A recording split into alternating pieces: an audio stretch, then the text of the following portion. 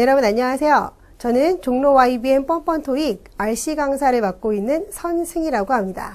네, 여러분 저는 여러분과 총 12번의 강좌를 통해서 엣지 토익의 모의고사 3세트 중에서 RC 강의를 맡으려고 하는데요. 자, RC 문제를 본격적으로 푸시기 전에 신토익은 과연 어떻게 변화가 있었으며 그 신토익이 그동안 어떤 식으로 출제가 되었는가 좀 꼼꼼하게 분석해 드리고자 합니다. 자, 그래서 일단 본격적으로 문제를 푸시기 전에 과연 신토익은 무엇이고 또 어떻게 바뀌었으며 그동안 문제가 어떻게 출제되었나 같이 한번 살펴보시죠. 네, 여러분 RC는요 Part 5, 6 그리고 7으로 구성이 되어 있습니다. 자, 그럼 먼저 Part 5를 분석해 드리도록 하겠습니다. 네, 자, Part 5는요, 신토익이 되면서 문항수가 감소했습니다. 심지어 10개나 줄어들었죠. 자, 이건 굉장히 슬픈 소식입니다. 자, 왜냐면 여러분들은 그나마 Part 5를 좀 좋아하셨죠. 아무래도 빠르고 쉽게 문제를 풀 수 있으니까요. 근데 얘가 10개나 줄어들어서, 어떡하지? 라고 약간 좀 당황하실 수 있으실 것 같아요. 네, 맞습니다. 자, 그런데, 그래도 너무 걱정하실 건 없는 거는요. 자, 문법과 어휘 중에서 어휘의 비중이 상대적으로 감소했기 때문에 문법 문항수는 한 18개에서 23개의 문항이 차지할 거라고 생각이 들고요. 어휘는 8개에서 13개 정도가 될 것이라고 생각이 되어집니다. 사실 이 개수는 신토익 총 8번의 시험을 일일이 다 분석을 해서 데이터를 낸 결과인데요. 자, 그러면 그 8번의 문법 분석표를 제가 한번 보여드리도록 하겠습니다. 자, 같이 보시면은요, 문법은 굉장히 많은 파트가 있습니다. 하지만 토익이 시험 출제하고자 하는, 아주 좋아하는 빈출 파트는 어디냐면, 제 첫 번째가 품사라는 거죠. 저는 품사라는 건 명사 자리, 형용사 자리, 부사 자리, 동사 자리가 어디냐라는 걸 물어보는 걸 얘기합니다. 자, 이게 심지어 한 세트에서요, 거의 6문제 정도 출연할 예정이기 때문에, 문법이 꽤나 큰 비중이면서 조 파트는 조금 쉬운 파트라는 거 알고 계시죠? 자, 그 다음에 또 두 번째로 비중이 높았던 문법 파트를 봤더니 바로 동사의 형태가 되겠습니다. 여러분, 동사의 형태라는 건 아시겠습니다만 수일치, 시제, 그리고 수동태, 능동태, 자동사, 타동사 형태를 얘기하는 것입니다. 그쵸? 그래서 동사가 굉장히 중요한 파트구나라는 거 생각해 주시면 되겠네요. 자, 그 다음에 세 번째로 비중이 높았던 문법 파트가 어디냐면 바로 전치사입니다. 네.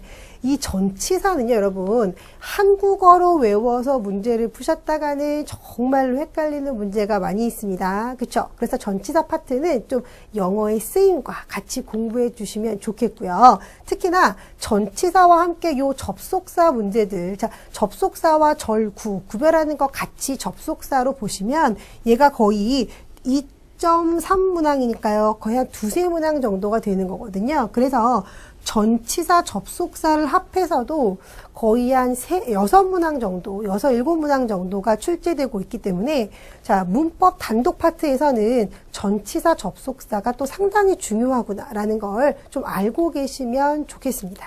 이해되십니까? 네. 자, 그 다음 총 8회의 어휘 분석표를 좀 봐주시면, 이제 어휘에서는 단연 명사 어휘가 가장 많이 등장하고 있다는 걸 아실 거예요. 하지만 그 이외에도 보시면요. 자, 명사, 형용사, 동사, 부사가 아주 다양하게 골고루 출제가 되고 있기 때문에요. 자, 어휘는 당연히 다양하게 공부해 주실 필요가 있으시겠고, 평균 9.5문항이었기 때문에 거의 10문항 정도, 즉 대략 30% 정도를 차지한다라고 생각하시면 좋겠습니다. 네, 자, 그 다음 파트 6입니다. 자, 파트 6는 일단은 문항수가요, 12문항에서 16문항으로 4문항이 증가했습니다. 네. 한 세트당 하나씩이기 때문에요. 이제 한 세트당 하나씩 문항수가 늘어났고요. 원래는 한 세트당 3문항이었다가 얘가 한 세트당 4문항으로 늘어나서 각 세트에 한 문제씩 총 4문제가 늘어난 거죠. 자, 그 늘어난 문제가 바로 신유형인데요. sentence choice, 즉 어떤 문장이 들어가면 좋겠느냐라고 해서 문장 삽입 유형이 등장을 하게 된 것이죠. 네. 자, 그래서 총 8회의 시험을 통해서 자, 어떤 문제가 어떻게 나왔나를 좀 보시면 파트 6에 등장하고 있는 문법도 여러분 파트 5와 그닥 다르지 않다는 걸 느끼셨을 거예요. 그쵸? 특히나 이렇게 가장 많은 비중을 차지하고 있는 것이 동사의 형태라고 되어 있는데 자, 파트 6에서 동사의 형태는요. 주로 무엇을 물어보냐면 시제를 물어보고 있습니다. 시제요. 아시겠죠? 그래서 파트 6에서는 시제 문제를 좀 눈여겨서 공부해야 되겠구나 라고 생각해 주시면 좋으실 것 같아요. 오케이. 자, 그 다음 파트 6에서의 어휘인데요. 여러분, 파트 6에서 어휘는 제가 뒤에서도 물론 문제를 풀면서 강의해 드리겠습니다만, 자, 저 어휘는 꼭 초반부에 등장했다고 해서 성급하게 풀지 마시고요. 끝까지 다 읽으시고 문맥을 파악해야 한다는 걸 꼭 기억해 주셨으면 좋겠습니다.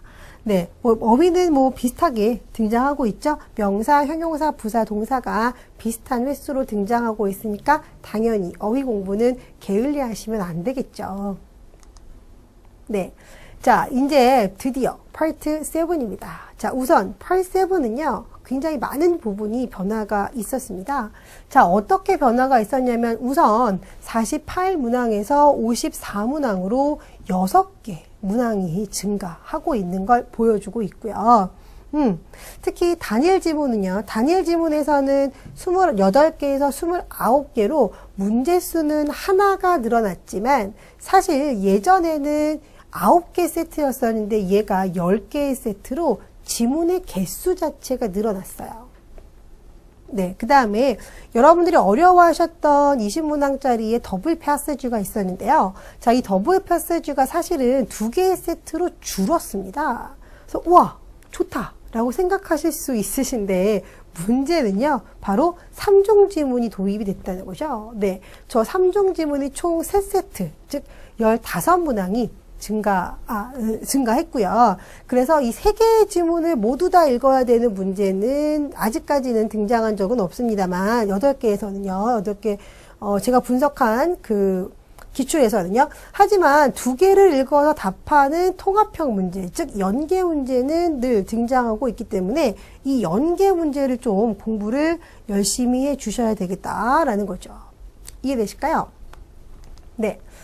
자, 총 8회에 걸친 3중 지문의 구성표를 보시면 이제 구성표는 이렇게 되어 있다라는 건데요. 구성표는 크게 의미가 있진 않습니다만 그래도 이런 흐름으로 지문들이 구성이 되고 있구나. 사실은 3중 지문이 되면서 여러분 양식이 많이 증가했어요. 네, 그래서 양식이 좀 많이 나오는구나 라는 거 알고 계시면 좋으실 것 같습니다.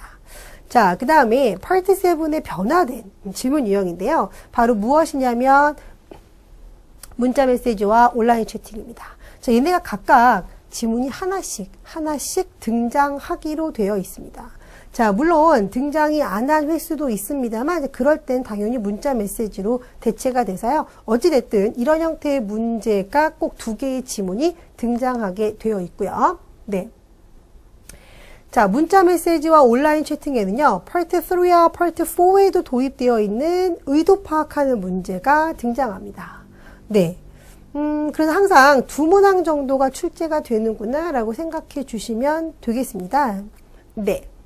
자, 의도 파악하는 문제에 이어서 또 새롭게 등장한 파트 7의 문제 유형은 무엇이냐면 바로 삽입 유형입니다. 자, 파트 6처럼 파트 7도요. 주어진 문장이 어디에 들어가느냐라는 문제가 나오는데 사실은 파트 6랑은 살짝 다르죠. 자, 파트 6는 위치가 고정되어 있고요. A, B, C, D 4개의 문항 중에 어떤 문장을 집어넣어야 되느냐라는 문제라면 파트 7은요. 문장을 줍니다. 네, 문장을 1, 2, 3, 4번 중에 어디에 넣어야 됩니까? 라고 물어보는 거죠. 그러니까 사실은 파트 6와는 살짝 유형이 다르다고 보실 수 있으시겠죠. 자, 이렇게 문장 삽입하는 유형은요. 매회 2문제씩 출제되도록 되어 있습니다. 자, 그래서 매회 2문제 정도가 출제가 될 거고요. 항상 그 문제는 지문의 맨 마지막 번호에 위치하고 있습니다. 그래서 맨 마지막 번호에 이렇게 문장 삽입이 들어있으면 먼저 따옴표 안에 있는 문장을 읽어주시고 번호 1, 2, 3, 4번이 등장할 때마다 비교하면서 문제를 풀어주시면 되겠죠. 이해되십니까? 네. 자, 요 문장 삽입 유형의 문제는요, 두 개 중에 하나는 조금 쉽고, 하나는 좀 어렵게 출제되는 경향이 있습니다. 자, 그래서 요 문제는 좀 지시어나 연결사를 바탕으로 풀어주시면 조금 수월하게 푸실 수 있을 것이라 생각됩니다. 되셨습니까? 자, 이렇게 해서 신토익을 제가 한번 정리해 드렸는데요. 지금 제가 정리한 내용을 바탕으로 또 지금 제가 분석해 드린 내용이 실제 문제에 어떻게 출제가 되었는가 비교해 보시면서 본격적으로 문제풀이 들어가 보도록 하시겠습니다. 자, 분석은 여기서 마치도록 하겠습니다.